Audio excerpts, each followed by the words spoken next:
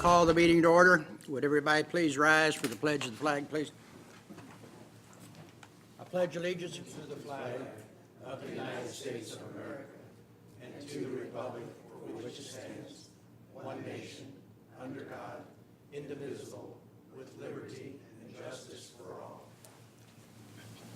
Thank you. Would you call the roll, please?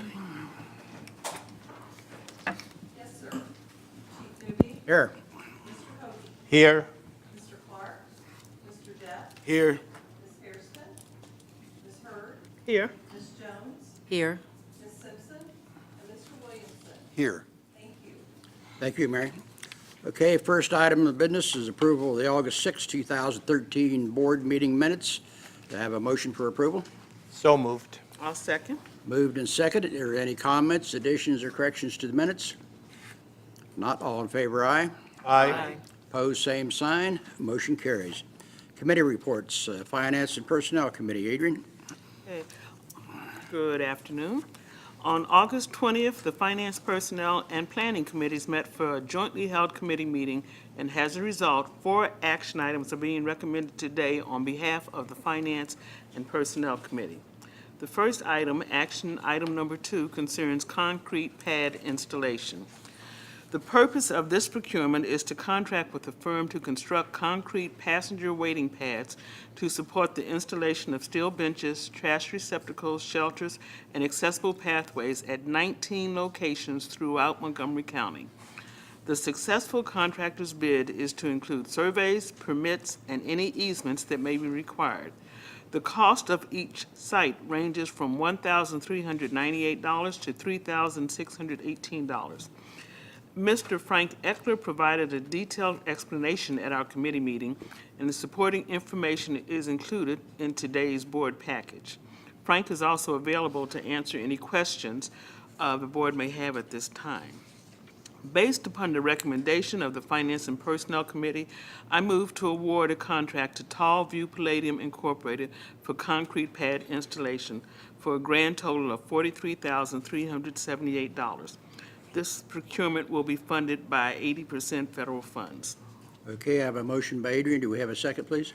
Second. Seconded by Edward. Any comments or questions on the motion?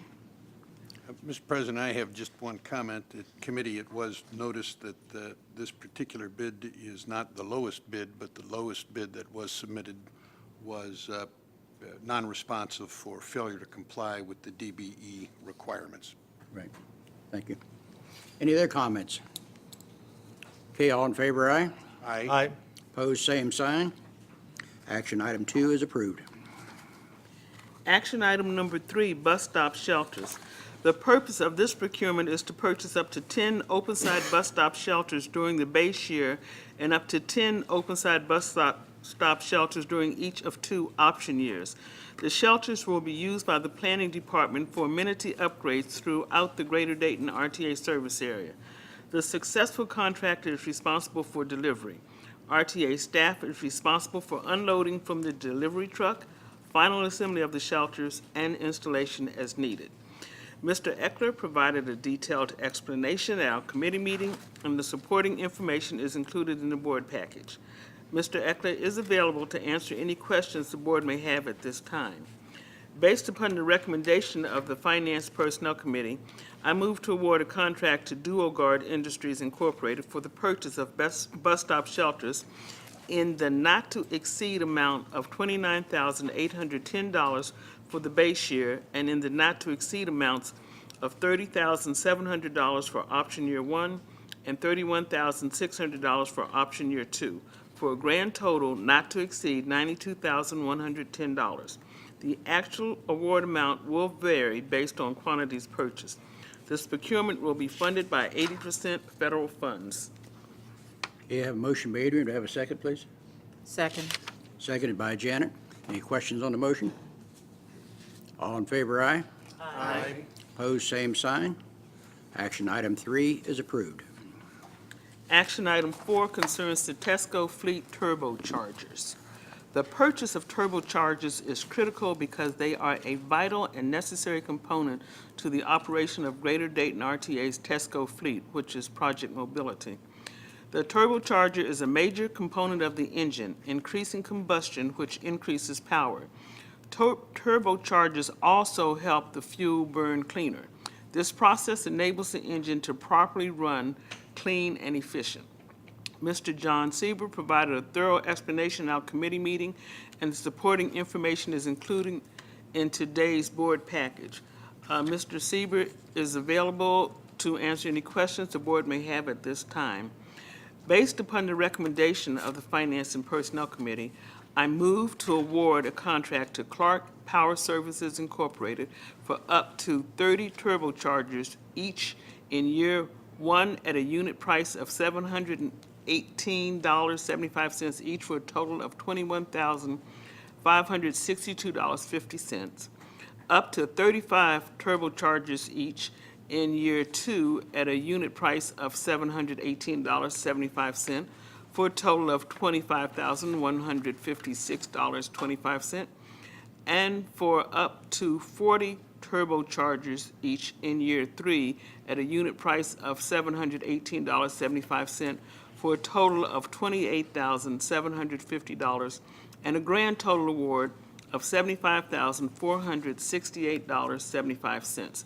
This procurement is being funded with 100% operating funds. Okay, a motion by Adrian. Do we have a second? A second. Seconded by Jamie. Any questions on the motion? All in favor, aye. Aye. Opposed, same sign. Action item 4 is approved. Action item 5 is authorizing the settlement of a workers' compensation claim. A proposed settlement has been reached in claims pending before the Ohio Bureau of Workers' Compensation, case number 08-881062, filed by Nicole Foreman. The terms and conditions of the proposed settlement provided for payment of $35,000 to the claimant as total settlement for any and all claims past, present, and future against Greater Dayton RTA. Mr. Jim Napier provided a detailed explanation at our committee meeting, and supporting information is included in our board package. Staff is available today to answer any questions the board may have at this time. Based upon the recommendation of the Finance and Personnel Committee, I move to approve the settlement of Ohio Bureau of Workers' Compensation case number 08-881062, filed by Nicole Foreman, in the amount of $35,000. Okay, do we have a second? Second. Second by Franz. Any questions or discussion on the motion? Hearing none, all in favor, aye. Aye. Opposed, same sign. Action item 5 is approved. Adrian, do you have other comments about any of the Finance and Personnel Committee? Just two, one on sales tax and one on the financial results. Mr. Thomas provided a sales tax summary document reflecting that sales receipts through May of 2013, year-to-date sales tax receipts are up 5.7% from last year. And then with the July 2013 financial results, Mr. Thomas provided a summary highlight report stating that we have experienced a decline in ridership revenue, a reduction in school pass sales in July, and we had a slight growth in interest on investments. In addition, sales tax and advertising and Greyhound revenue are up, and we are below budget in the utilities and insurance categories. Mr. Hoagie also reminded the group that there will be a depreciation adjustment coming forth soon in the financial statements. Mrs. Hurd also inquired about a Sinclair College pass sales figure, and Mr. Thomas will be providing that information at September's committee meeting. That concludes my report, Mr. President. Okay, any additional questions for Adrian? Not, thank you. Planning Committee report, Janet. Thank you. As stated earlier, the Finance and Personnel and Planning Committees met on August 20th, and the Planning Committee would like to bring forth one action item. Ms. Michelle Conley presented action item number 6, Title VI Service Evaluation and Environmental Justice Policy and Procedures Revisions. As a recipient of the U.S. Department of Transportation and Federal Transit Administration, FTA, funding, the Greater Dayton RTA must comply with Title VI and environmental justice regulations. This is to ensure that the Greater Dayton RTA provides fair and equitable amenities, service delivery, meaningful customer outreach plans, and periodic service equity review processes. While the Greater Dayton RTA is in compliance with the FTA Title VI program through February 23, 2015, it is required to begin implementing policies and procedures to reflect the revised FTA Title VI and environmental justice policies and procedures effective March 31, 2013. A summary of the suggested revisions and additions to various board and planning policies and procedures are outlined in action item number 6 and is included in your board packet. The Finance, Personnel, and Planning Committees discussed this item at the August 20th meeting and is recommended to approve the new and revised Board and Planning Title VI and Environmental Justice Policies and Procedures, and I so move. A second? Okay, it's been moved and seconded. We approve action item number 6. Any questions or discussion on the motion? If not, all in favor, aye. Aye. Opposed, same sign. Motion carries. Do you have additional report? Yeah, a couple of more additions. Mr. Eckler also provided an update on the August 11th service adjustments and improvements, including the new Route Number 43 service to the Dayton International Airport. Mr. Eckler also discussed RTA staff involvement with the Miami Valley Regional Planning Commission's recertification review process. As far as marketing is concerned, Ms. Pritchard of the Marketing Department discussed the various community outreach events that are planned in the near future, and she also provided a presentation of the new safety and security module that will be located on the RTA website.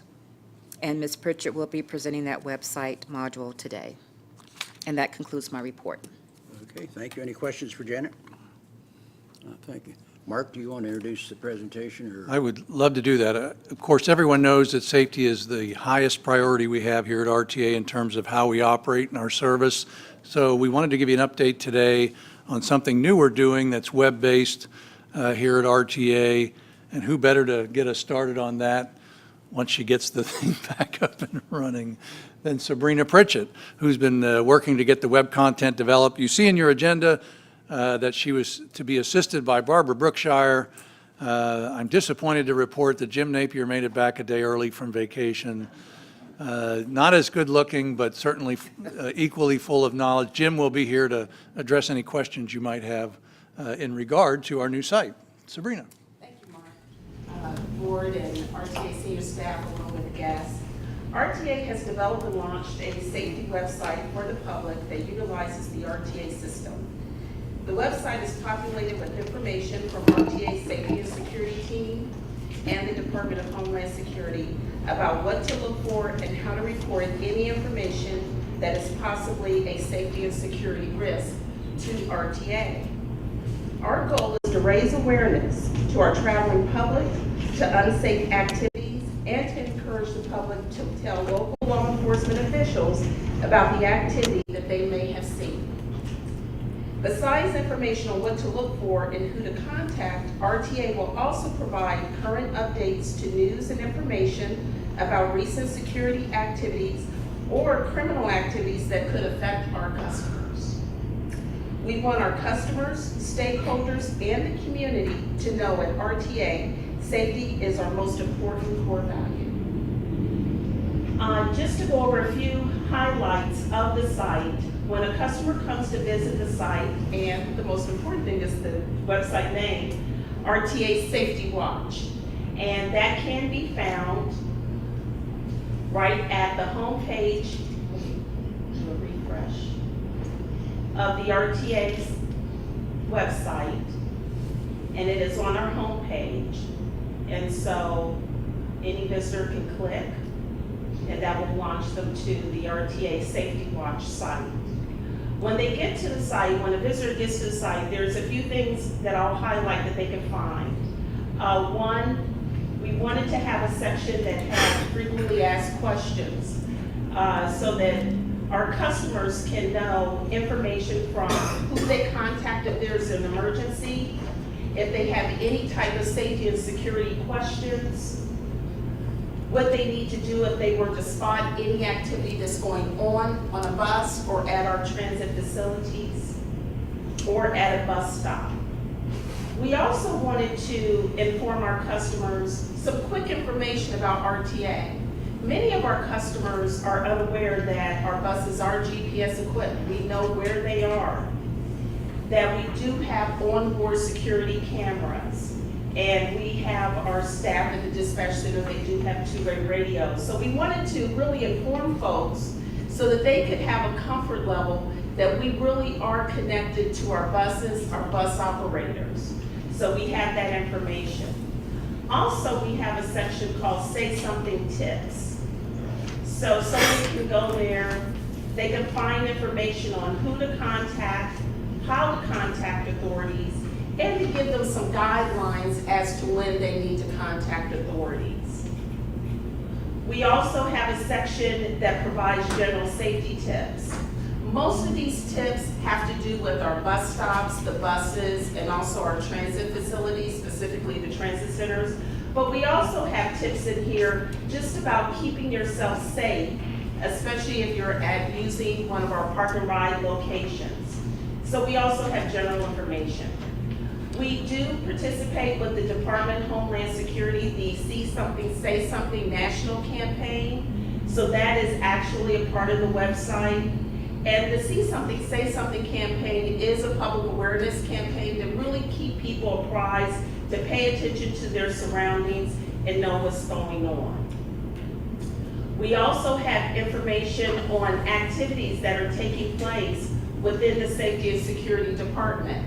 Our Safety and Security Department has won an award, they've won recognitions. So we want to highlight that to our customers and to our stakeholders because, again, it raises another level of awareness and knowledge about what's going on at RTA and how we try to keep our folks safe.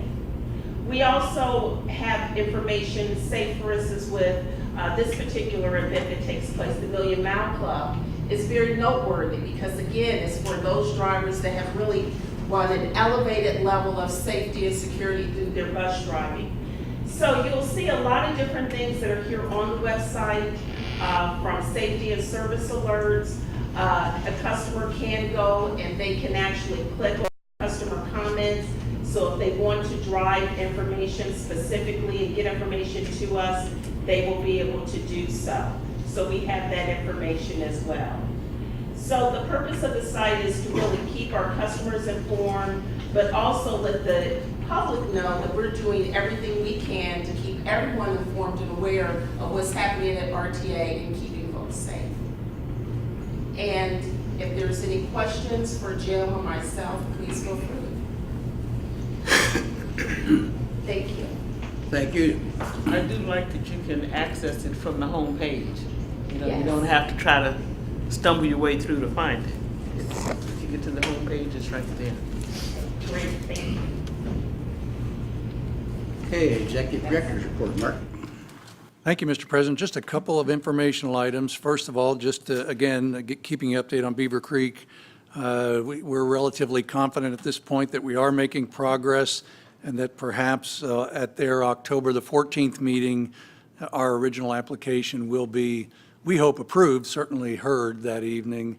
And in between now and then, our staff continues to work to prepare to do what we can do to expedite a procurement to get the construction side of the project moving as soon as we can. Beaver Creek is aware that if they act on the 14th, the 15th, there will be a permit request delivered to them personally, probably by Frank, but we'll be ready to go. The other item I wanted to talk to you about is, you know, we've invested quite a bit in wellness, and we believe it's really paying off here, especially in the area of, you know, the health of our employees and unexpectedly pleasing our health insurance premiums. Last year, we saw a decline in those. We definitely continue to see trends of a healthier workforce here, and that's good for our employees and good for RTA. As part of that, we're getting ready to do our annual wellness fair, and this year it's going to be a two-day event on the 13th and 14th of September, and we certainly hope you can take time to be there. It's from 10 to 4 on the 13th, and then again from 10 to 1 on the 14th, and we're inviting family members to come out as well. And I wanted maybe Jean to give you a little heads up on what you'll see at the health fair and what will be there and what you'll have access to. Thank you, Mark. We're excited about it. About a year ago, we really launched a more formal wellness program and began enrolling our employees, encouraging them to have a short-term goal each quarter. This year, the fair has a theme, Follow the Wellness Brick Road. It's built around the Wizard of Oz and focusing on heart and brain and courage, all those things you need when it comes to thinking about your health and wellness. At the fair, we're going to have Anthem, our healthcare provider, along with our dental provider, our EAP services that manage drug and alcohol issues. We'll have people there from the diabetes of Dayton. Literally, you'll be able to come there and get your numbers. We promote getting your numbers, know what they are, your cholesterol, your triglycerides, your blood pressure, all of those things. In fact, we had an employee last year who credits this fair to saving her life. When she got the information and went to her physician, it really was something that she needed. So we're excited about it. So if you get an opportunity to come out, as Mark said, Friday is for our employees and Saturday is going to have a focus on kids, children. Because that's really where you want to start that wellness attitude and getting people involved. Thank you, Chief. Where is it going? Where's it located? In the It's a secret location. It'll be on the Longwood campus, 600 Longwood. Okay. That's all I have to report under that item. Okay. Old business, I have none. Do you have any? I do. This is something that's been coming for quite a while, I think since 2005. I believe this is the last publicly televised meeting in which you will be presiding over this august group. Well, now that depends. You see, I was getting ready to call for an election here, and you brought this up. So I have to have an election before it's my last meeting, but go ahead, wherever you're going. Almost took the wind out of my sails. Well, we wanted to make sure that before you departed, that we recognized some of what's happened here during your tenure. And I've had the pleasure to be here for most of it, not all of it, but for a good part of it. And as you know, you were involved in the process that brought me to Dayton, as well as, I think, a commitment that was made very early on in late 2005 and early 2006. I know in February 2006, the board met in retreat and spent an entire day committing to a number of objectives, none the least of which was kind of righting our financial ship and making sure that we could protect the service that was out there on the street. And I'm going to go through a few items that have happened under the chief's watch. I think it's important to note this is not a list that encompasses everything, but just a few of the highlights. You know, we made a commitment at that time that we would get our budget in balance and stay there from that day forward, and it happened. By the end of 2006, we did a great number of overhead reductions. We eliminated 30 administrative positions in the agency, and 70 more beyond that within the agency in the process of getting ourselves in balance. We did some unique things like bringing in-house our certification center, which is now downstairs in this building, that we used to spend $250,000 a year to outsource. The chief was one of the folks that supported us doing a Sarbanes-Oxley analysis here, which is absolutely not required for a public agency, but we did one anyway because it was part of this idea that we wanted to be transparent. We wanted to dig deep and say, are there things we could do better? And there were things identified that we were able to put in place. Our partnership with the Brown is another good one. In late 2006, Mary and I asked the board then to take a big risk. We basically had to walk away from the risk pool that we were involved in because it was the only way to get private insurers to take another look at us. And as the chief will remember, we were all very nervous, but by December we realized we were going to save $600,000 our first year of going away from the fund and going to this new partnership. The year after that, we saved another $100,000 over that number, and the savings continued. It's been basically flat from that point forward. So a significant thing that was done, but it all had to do with taking a little risk. One that we don't like to preach about a lot because it was bad news back then. If you go back about 7 years, our casual absentee rate was very high, about 29%. We got it down to 8%, and it's been holding there ever since. Some other things, maybe seem minor to others, but commonsensical and saved us a lot of money. We unified the command and operating structures of our project mobility services and our fixed route services into one happy family over at 600 Longworth Street. And some people said that it couldn't be done. We got it done, and we did it by getting some efficiencies at the same time as well. You know, we were within I think a few years of being in serious trouble financially, no question about it. It could have been catastrophic.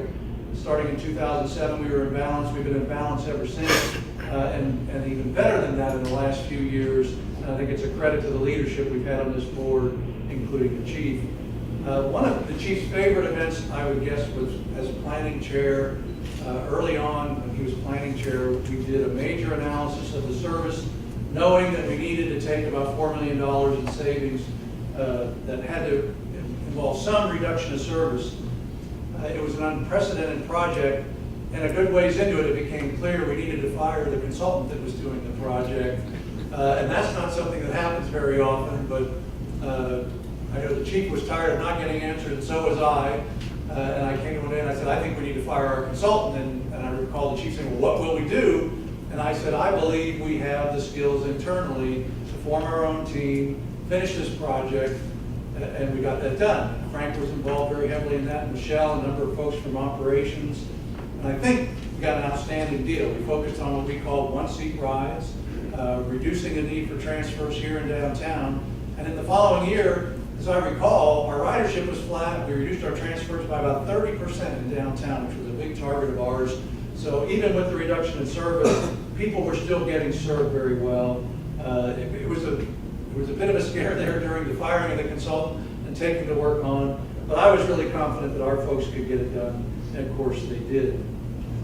You know, we've also had a focus since 2006. I recall my first few meetings here, all of the public comments seem to be dedicated toward issues with our customers who happen to have mobility impairments. And I think the board and certainly the chief endorsed us starting out by saying, let's have a forum. We rented the convention center one day and evening, and we listened to people one-on-one. We sat at a table and said, we want to talk to you one-on-one about your issues. We developed well in excess of 200 issues that we needed to address, and we started working on that. So it took some leadership for the board to be willing to say, yes, we need to be willing to sit down and listen to folks, and I think that's another one that's resulted in, occasionally Lawrence still has a comment. But, you know, very different from where it was certainly 6 or 7 years ago. Free rides on fixed route for people who are project mobility customers. That was one that was hotly debated, and even during the times that were a little tough financially, I know even some of our employees said, hey, wait a minute, everybody ought to pay something. And we had a great discussion, I think our joint committee meeting led by Jerry Hensley, talking about the values of that and the fact that we saved close to $300,000 a year in project mobility trips that didn't have to be made, that makes that system work really well. So we've been really thrilled about that, of course. You could name almost every major item that we've been involved in, certainly since I've been here, and you can find the chief involved in that for sure.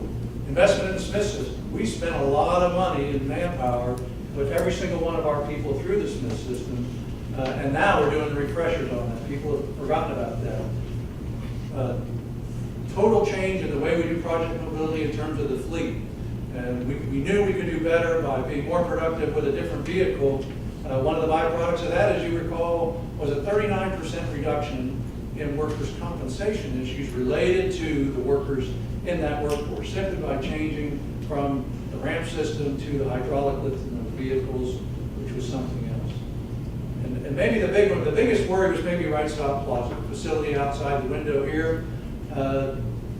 We managed to get the leadership of the board to commit to going ahead with that in very difficult financial times, with the understanding that it was the right thing to do for Dayton. It was the right time to do it, even when times are tough, and we would go ahead with it.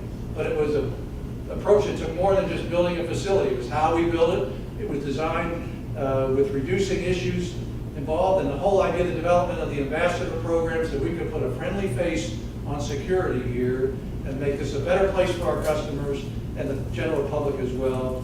And the results have been unbelievable here. We reduced our security costs. The number of incidents are down to almost nil compared to where they were years ago.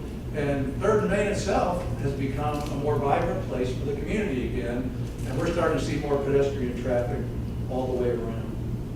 Personally, I would say one of my favorite things is strategic planning. We did the first one in 2006. We recently approved the second one, and I know the chief is a believer in the idea that if you don't have a plan, you won't succeed. If you plan to do things better, you will, and that's something we've adopted here, and I think it shows in our results. You know, our operations are better, they're more efficient, we're leaner, meaner, we're a lot greener, and we're doing it with a purpose. So I think anything like that, to me, or maybe some of the highlights, there may be others that he has that are favorites, and I'm sure other board members will want to chime in.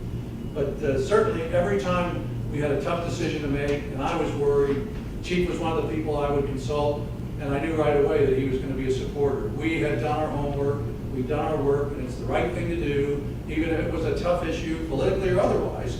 We were able to do it because we knew we had board support. And I would argue that carries over he's been a tireless advocate for the customer too, and making sure that the customer and the taxpayers in the community are well served. Still to this day, we just had a debate a few weeks ago about procurements, and I think it's a healthy debate, and I think it says a lot about the chief. But at the end of the day, you know, I find the chief to be the absolute professional business person. I know a lot of people think of you as the chief of police, and I think they may miss the boat to some degree. You're an absolute chief executive officer. That's where you come from, that's your background. You really know how to run an organization, and I think that support has not only been great for me, but all our senior management team and for the public as well. So with that, I'm going to invite other board members to say something. We've got to say something to give you before the meeting is over, but I wanted to interject before we go to the other board members. Bill Kramer was racing to get back here, but he's not going to get here in time. He's been out of town, but he wanted to wish you the very best, and so did Sharon Hairston, who obviously we knew couldn't be here today, but she wanted you to have her best wishes as well. Thank you. Good. May I add a few words? And certainly, all the wonderful things you said about Jim, Mark, I ditto. Of course, I think they were extremely well said. You know, listening to all these wonderful things and having worked with Jim, not only here on the RTA, but in various community functions, I'm reminded of an old saying that says, you know, many people dream about accomplishing great things, but only a few stay awake long enough to accomplish them. And if you look at all the things that Jim has done, not only here at the RTA, but his involvement in human services, his involvement in East End, his involvement in professional organizations, and I know he's being considered for a lot of other boards presently. He truly is a manifestation of that person who contributes to a great extent to our community. Mark also said, what permeated the entire experience that I have had in the few years that I work with Jim here, he always had the customer, our constituency, and the taxpayer in mind. That speaks so very, very highly of Jim's character. And I leave Sabrina, Jim, and Barbara Brookshire, I say, given Jim's characteristics, given his background in the police force, given his propensity to volunteer, I suggest you consider getting him volunteering for your security system that you have here. Jim, you're a very special person. May I thank you dearly for all you have done, and may you and Ann be blessed with many, many years of happy and healthy life. And I know all of us, many of us, will not hesitate to call upon you for your good guidance and counsel. Thank you very much. Thank you, Francis. I'd like to echo everything that's been said. I've only been on the board for a few years, and I learned a lot from Jim. The one thing I'm going to miss is that the committee meetings always sit next to you. So I have to have someone sit in Jim's seat, so I have someone to sit next to during the next committee meeting. But I enjoyed working with you, and I do appreciate all that I've learned from you. Yeah, when you came on, you went on the planning committee, and I was the chair there at the time, and you're right from day one. Thank you. I just wanted to say what I've appreciated about you is your constant emphasis on we have to be transparent in what we do, and we have to make sure that there's no question as to integrity of the actions of RTA. It starts at the top, and everyone acknowledges it now. It's a good way to run. So I've enjoyed working with you. Thank you. Okay. Well, wait a minute. You didn't think the attorney would be at a loss. He really wants to talk how bad he beats me at golf. And that's the truth.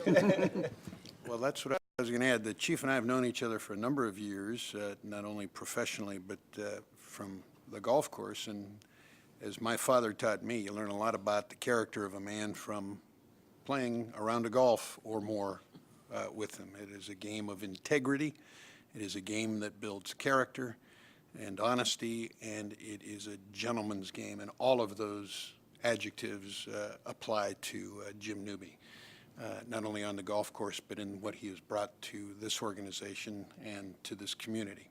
So we have been well served. I'm proud to say he's been a mentor of mine. So, so congratulations and best wishes to your future endeavors. Thank you, Dean. Well, Chief, I have something to say. I can say one thing that I do recall, we do have one thing in common. We both love pugs, That's our true. dogs. So, yeah. If you didn't catch that, pugs, that's the ugly little bug-eyed dogs, you know. They're so ugly, they're cute. They're ugly, but they're cute. But we both love them. You got that right. Thank you, Chief.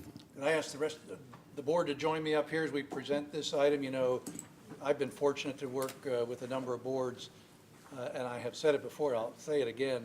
You need a great board to do good things, and great boards are a product of great leadership on the board. We put together a little something to display just some of the milestones that have occurred in the time you've been in a leadership role here, and on behalf of the board, we'd like to present this to you, Chief. Thank you. Thank you so much. Like a history lesson. It is.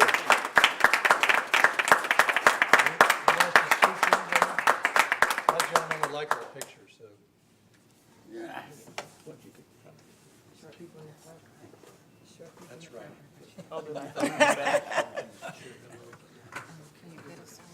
Get a short face off sometime.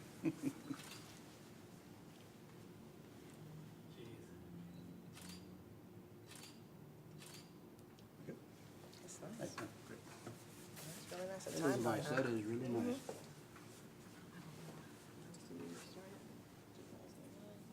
No, start for there, 2005 or 6. Good thought to that.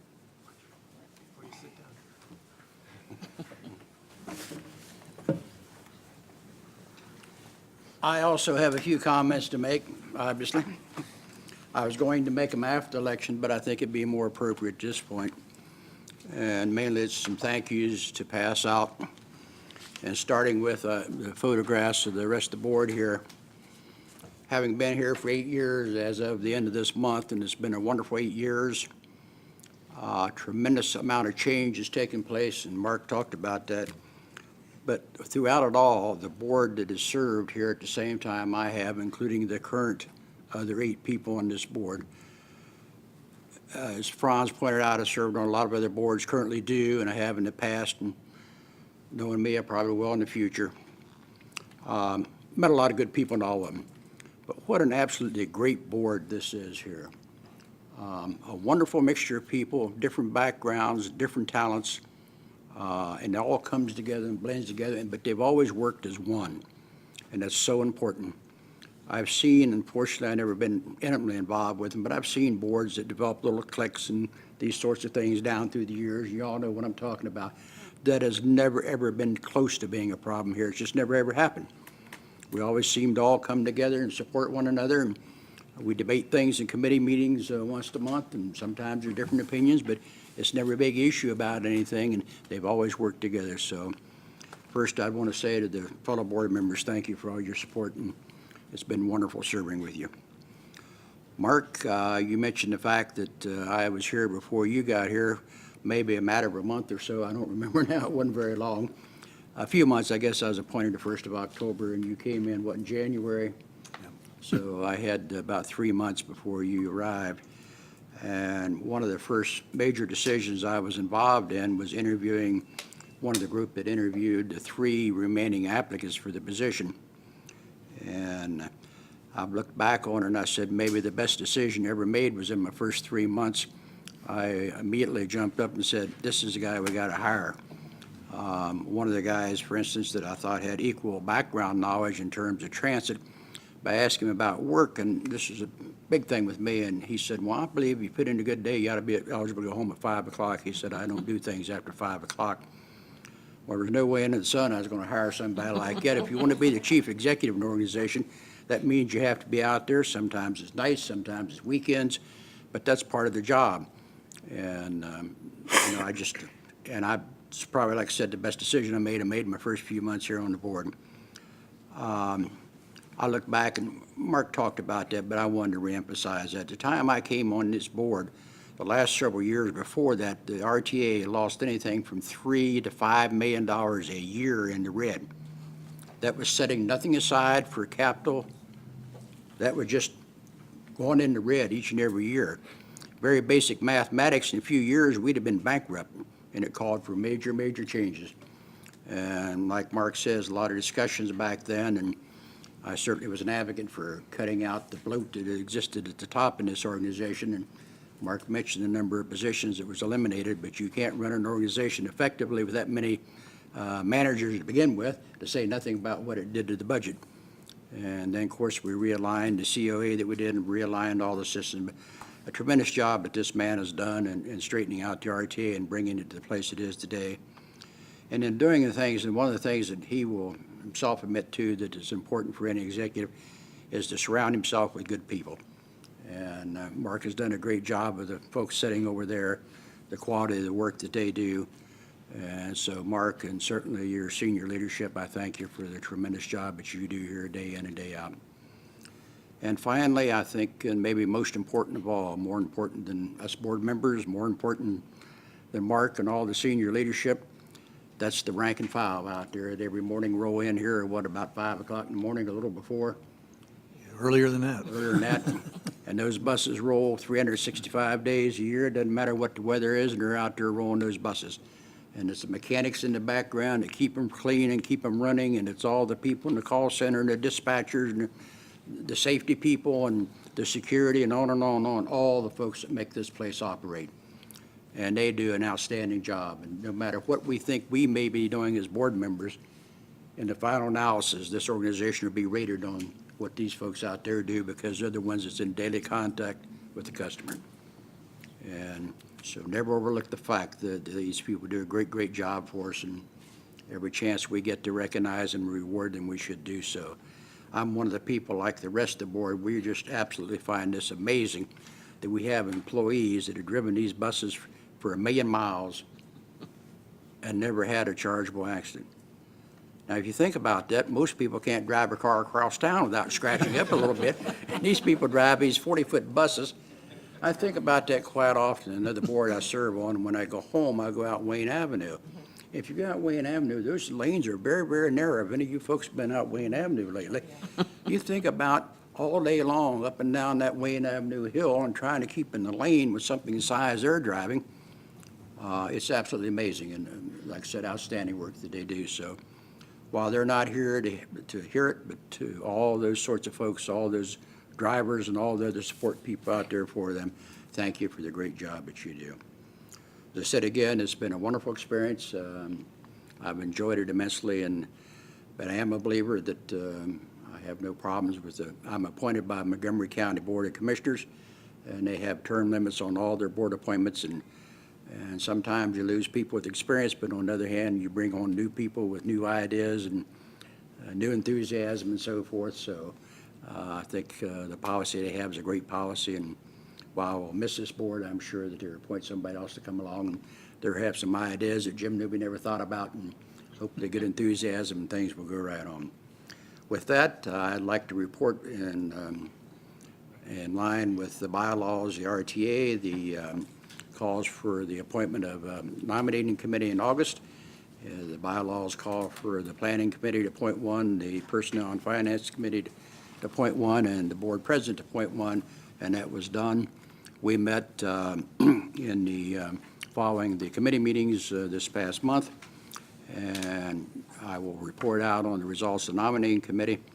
For the position of president, we have nominated Franz Hoagie, and for the position of vice president, we have nominated Adrian Hurd. the bylaws don't call for us to actually nominate and elect, in this format, the chair of the two committees, but in past years, we have been doing that. I will put that forward in terms of a recommendation, and we recommend that Janet continue as the chair of the Planning Committee and Sharon Hairston become chair of the Finance and Personnel Committee. But first, back to the two main elected positions. I will start with the president's position first, and I will open up to any other nominations for the position of president. Does the board have any other nominations for the position of president? Third and final time, any other nominations for the position of president? Hearing none, I would entertain a motion to close the nominations for the position of president. I move we close nomination for the position of president on the name of Franz Hogan. Do we have a second, please? I second. Seconded by Edward. All in favor of that motion signify by aye. Aye. Opposed, same sign. Motion carries. Do I have to abstain? Secondly, for the position of vice president, as I stated, the board has nominated Adrian Hurd. Are there any other nominations for the position of vice president? Any other nominations for the position of vice president? Third and final time, any other nominations for the vice presidency? Hearing none, I'd entertain a motion to close the nominations. I so moved. Second. Been moved and seconded. We close the nominations for vice president. All in favor, aye. Aye. Opposed, same sign. Motion carries. Well, at this point, we have two nominees left standing, so I'd entertain a motion for unanimous vote to elect these two people. We're doing one vote since there's no contested election for Franz for president and Adrian for vice president. So do I have a motion to have a vote to For the secretary to cast a unanimous ballot. you're right, thank you. For the secretary to cast a unanimous ballot. Do I have a motion? So move. So moved. Okay. Second. Moved by Janet, seconded by Jamie.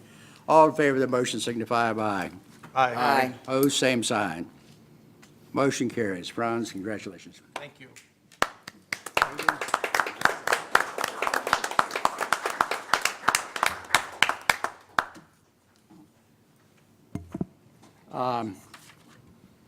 Only one or two other items left. One is public comments. I have no forms submitted to me. No, sir. No. Board member comments. Any comments or announcements from the board? I handed to Frank a copy of is it Dayton Performing Arts publication, in which Frank and other members of the RTA are prominently featured for what they did in meeting their goal of raising funds for the Performing Arts Fund here in this community. Congratulations, and thank you for all that you have done. Any other- One comment. Yes. Last Friday, Wright State held its fall festival, and RTA employees had a fantastic showing. Every time I looked over at the bus, they had a crowd of Wright State students surrounding them. I have a comment. Sinclair had their welcome week, and the RTA bus was there, and we had a standing line as well. So keep up the good work. You guys should have been a UD. Because we hit them all, didn't we, Anthony? We did. Those are great events and great opportunities for us to get the on-the-road bus out there and sell what we do. Only problem is none of the RTA employees recognized me without a suit and tie on. You were a secret shopper. Secret shopper. Okay, any other comments? No. We have no need for an executive session, so with that, I would entertain a motion for adjournment. So motion. Second. About 3 motions in 3 seconds. All in favor, aye. Aye. We stand adjourned.